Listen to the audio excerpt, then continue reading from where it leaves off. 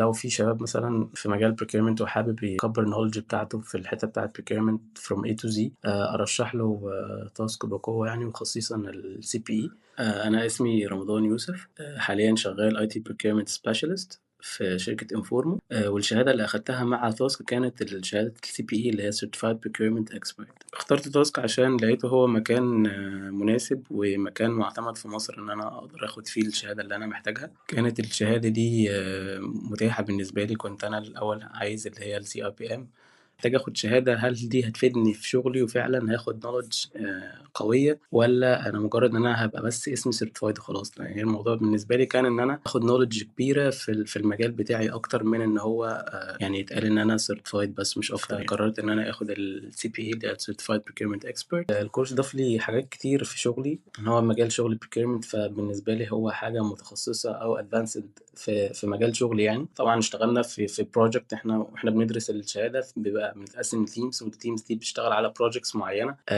لان ده جزء من السيرتيفيكت نفسها، او الجزء ان انت تقدر تعدي بيه السيرتيفيكت وتبقى سيرتيفايد، بلس طبعا الفاينل اكزام او الفاينل تيست. وده طبعا اضافه ليا من ناحيه شغلي، من ناحيه نولج، من ناحيه اكسبيرينس، اضافه ليا واضافه للسي في بتاعي يعني.